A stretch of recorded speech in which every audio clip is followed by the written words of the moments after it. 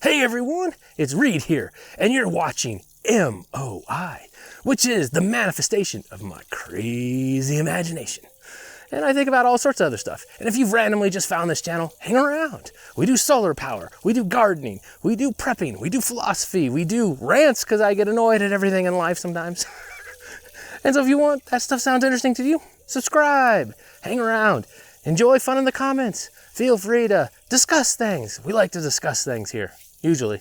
Trolls, I'm coming for you. Anyways, today's quick video is about the lessons we have learned for preppers. Now, I myself am a prepper.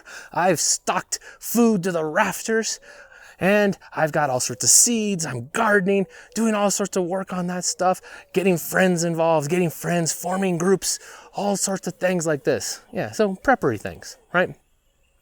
And I'm particularly focused on self-sufficiency.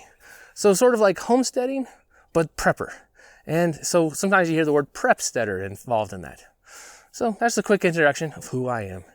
Anyways, now this current disaster, all this stuff going, people are saying it's SHTF. Oh my gosh, the world's coming apart. Okay, honestly, guys, this is mild. I know I hate to break it to you. I hate to pour cold water and everything. This is really mild, ridiculously mild for things that could go wrong right now. Okay. Now, things that go wrong from this might get a little worse, but we are still in the very, very mild condition. So right now, this is an outstanding time for prepper people like me to be learning stuff, taking stock, learning lessons. And I've got quite a few observations and lessons for us to take care of. Now, one of the old prepper myths that they say out there, when things get rough, the local government's going to be coming door to door to take your stuff. Well, you know what? I thought for the longest time that was just not very likely. I put that on the list of probabilities real low. I was like, don't really think so. Whoop, lesson here, could happen. Here, let me throw up an article. Okay, let's go through that.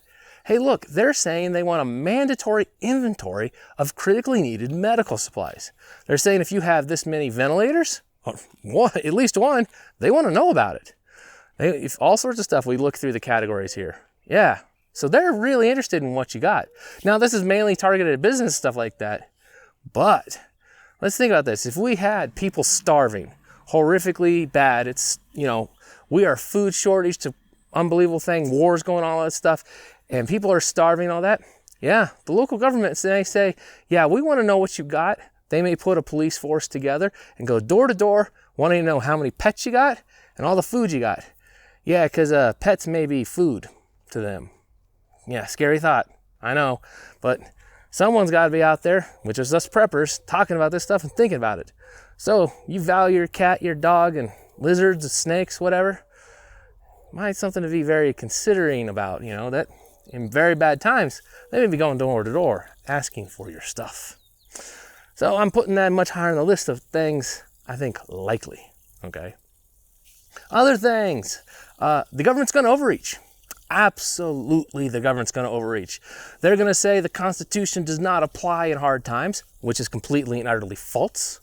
They're going to say, we have the executive power to do these things. We can throw you in jail. We can lock you up and all that, which is wrong. Only the legislature has the ability to create criminal penalties for noncompliance, not the governors, not the president, not the city mayor. All of them lack this power. They don't have it at all, but they certainly believe they do. And the other thing is, the police are not going to walk off the job. To them, it's a lawful order, okay? Yeah, I know, you're probably out there screaming, those bastards! No, you're not. Unfortunately, that is very nuanced, and we will get deep into that, and I'm actually going to work to see if I can get one of the old county sheriffs of here to get on video with me, and we can discuss this in depth about law enforcement like that. Now, depending on how draconian the things are, yeah, you may see more and more cops and other police decide they're not going to enforce this stuff because they have lines in the sand. They have their own thing saying, this is crap. I ain't doing this, and walk off. But to say that all of them are going to drop off the job, no, not really. And a lot of them, for the way it is, to them, because of the emergency management training they've gone through, all this other stuff like that, these look like lawful orders. You know, fit right in with everything they've been trained, set, and ready for. This is lawful, right? And your remedy, go to court if you don't like this and sue for it and show that it's not lawful. Because, you know, until a judge says this is not lawful, it's lawful. It's one of those ugly things. And like I said, we're going to get into that deeper. But, main point, government overreach. Yeah, it'll be there. You can expect things, crazy curfews, confiscation of weapons. Doesn't matter, the Supreme Court said that was illegal for Katrina. They're going to find some way to word them ways around it and say, yeah, we can't do that. Close all the stores. Oh, hey, we're going to pass a new ordinance for safety. If you have guns and ammo, you can only have one gun and 100 rounds of ammo. Yeah, you can see them thinking about that. Oh, yeah, very, very possible. So that's a big time thing we can see going on. Other thing we can definitely learn is apparently the idea of death, our times have been so good, that, we've had great times, food, all this wonderful wealth, growth, and all this stuff like that. The leadership is made up of much older people, boomers. Most of the people in charge are the boomers. They get something possibly scary wiping them out like crazy. Close it all down. We're going to dump 20 million plus people out of work because it might get me. Yeah. So that's the other thing is you can definitely see that the leadership and all this stuff, they are not taking actions to protect everyone. To me, it's a lot of actions to protect themselves. And we're going to dive deep into the numbers on this virus, the numbers and everything else associated with the models and everything else. There's some shenanigans we got to call out and go into this. And I've been watching that, so we got a big one coming up on that. Hopefully it'll be tomorrow's video, and I'm going to call it a model disaster. Yeah, feel free in the comments to say, Reed, you're out of your mind, you crazy bastard. How could you even say something like that? Well, I said it, okay? So, there you go. And the bugs are out here like crazy. The other thing is they will make ridiculously idiotic decisions. Like, hey, you know what? We need to, for the big stores and all that, we have to declare all these things non-essential. And so you're not going to buy siege. You're not going to buy planting materials. You're not going to buy something to fix your house. I mean, what if you had an electrical problem, and it's given all these issues and, it's a fire risk. Oh, no, you can't go get those parts in some of these areas. New England specifically, they cut all this off. They're like non-essential, no paint and all the things, no going out. You can drive to the store and go get yourself some liquor, but you can't go visit your friend to another residence. Yeah, right. Okay, this is also what I call in the unlawful category, which we will get into later. Don't worry. But massive, ridiculously bad decisions, massive overreach. Oh yeah, you can chalk that one right up there. Ooh, bugs everywhere. The other thing is, you can tell immediately, they do not have the skill set to accurately manage the crisis. Oh yeah, we have speculated this a long time. That the people elected now, they're politicians. They do not have the skills to manage a life and death crisis. They do not have the skills to make real life and death situations because they're going to screw it up immensely. And yeah, they did. Horribly. Yeah, we've got, with the models pushing it down to the new estimate, which the models originally took in, social distancing, quarantine, all this stuff into initial things and things. They're like, oh yeah, we got, possibly 500,000 to 250,000 dead. Oh yeah. Apparently the model's wrong. 64,000. But even at that scale, like you're saying, 250,000 people, 500,000 dead. We've shut down the economy. We have pushed, probably 30 million people at this point out of work. We have tons of other people who are furloughed, and they cannot claim unemployment. They have to be fired to get unemployment. So they're not even in the numbers. So all these people you hear about, such and such places furloughing 17,000 people, such and such 7,000, 5,000 people are furloughed. They're screwed out of the the unemployment numbers right now. They're not in there at all. You have to be fired. So by furloughing them, it's keeping the numbers down. And I wonder if some of these big places got phone calls saying, hey, these numbers are looking really bad. Really bad. Can you not fire these people? Just furlough them so they don't get unemployment benefits right now, so we can keep these numbers lower because this is terrifying. Yeah, you don the tinfoil on that, but yeah, I'm suspicious on that quite a bit. But I wouldn't be surprised if they have.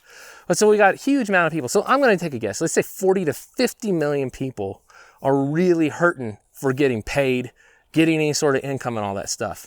Now, people that don't get money, don't get paid and all that stuff, losing a job, being tossed to stuff like that, it's an immense, horrifically bad stress on people.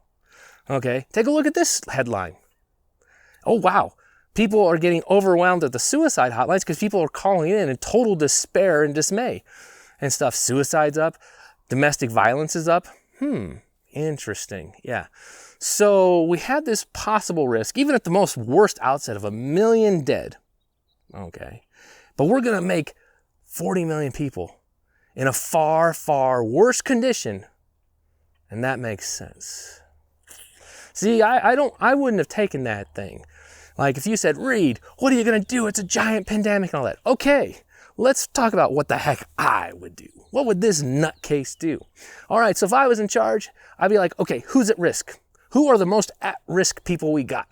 Okay, we're going to pass emergency legislation and money, or if we got money open in FEMA and all that, we're going to get them and get them supplies, get them trained and all that so they can self-isolate, provide financial support so they can stay at home and be protected against the possible outbreak. Okay? Am I going to say it's mandatory they stay at home? No. If they want to risk their life, they can risk their life. This is America. We believe in freedom. Okay? That's it. I would have kept the rest of the country opening and functioning and all that, and beefed up additional support and things and research, whatever thing we can to handle the coronavirus. But for most people, you are healthy, in good condition, young. This is just like the flu. All right, some people are going to be screaming, no, this is killing everyone. No, it's not. Okay, the numbers are ridiculously off. Even with the numbers of confirmed cases, the death rate in America is 4%. Okay, that doesn't account for all the people we don't know who have had it, that have never been tested, aren't even in these numbers. We don't have any of that.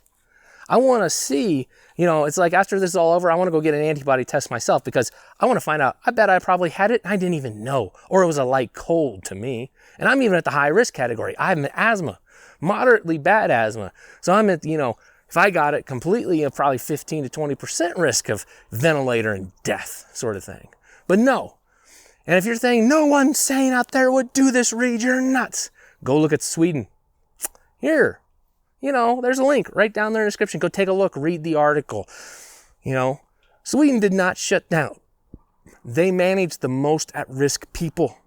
And it is far, far better in my mind. We manage the most at-risk people, protect them, give them supplies, give them resources they need, protect themselves, teach the people interacting with them, doing stuff with them. Here's what you do, blah, blah, blah, blah, blah. So like that, to let them isolate and protect themselves. And things like that. Instead of shutting everything down and putting 40 million people, that's my own number, out there on their butts and at far more risk. You've seen, look at this picture here. Look at these people out there. The lines at food banks are overwhelmed. It's incredibly bad. Yeah. They will take ridiculously bad actions, make poor decisions, and then put your life severely at risk. Do not put faith in that the politicians and all that in charge have the skill sets to do this. They don't. They don't at all. And this is a prepper lesson we've talked about for a long time as preppers in and of ourselves and all that. If you are a first time here watching this, you made it this far, great. And understand, don't trust the politicians. Don't have any faith in their decisions. Far better is for you to liaison with the local people and all that stuff that know. Local sheriffs, local law enforcement, all that other things. Get involved with the local people. So when you hear these things, you can say, this is crazy. This isn't going to work right for us. We have got to not do this and stuff. If you get a whole bunch of people together, they're going to have to listen to you, and things. And even if the governor comes down and says, blah, blah, blah, blah, blah, right? If you got your local sheriffs, your local law enforcement, all those other people saying, no, we're not going that direction. We're doing things this way. Yeah, unless the government wants to put a huge amount of forces to force you to comply, they probably won't be able to do anything with you. And it's a far better way to ensure your safety. Get involved locally. Yeah, I'm going to have to do it myself. Steve, my friend at Corsair Trainers, check him out up here. I do highly, highly recommend his channel. He covers stuff like that. Like he just recently put out a video, which I'll link to. So two right together here. His video about less than lethal options. It's a very good watch. I recommend it. Anyways, so this is an important thing to think about. Now, what else do we know? Their plans about the food supply and everything else, they mismanaged that horribly. These shutdowns have caused all sorts of things. We are reading, see, like here's an article. This plant that produces 5% of the pork, shut down. 5% of the pork in the U.S. shut down. Farmers are dumping millions of gallons of milk a day because they can't get it into distribution. The distribution channels are shutting down like crazy, okay? They're smashing like hundreds of thousands or millions of eggs per day. But like you go to the store, places are charging like $5, $6 for a dozen eggs. So they're smashing the eggs because they can't get it into distribution, but the plants at the store are overpriced. See anything fishy here? Yeah, they're screwing the food channel horribly. Yeah, which is going to hurt you. So we're going to see crazy things develop. The other thing is, you can tell is like, oh, hey, you know, all this stuff going on, let's toss money to solve this problem. Money will fix it.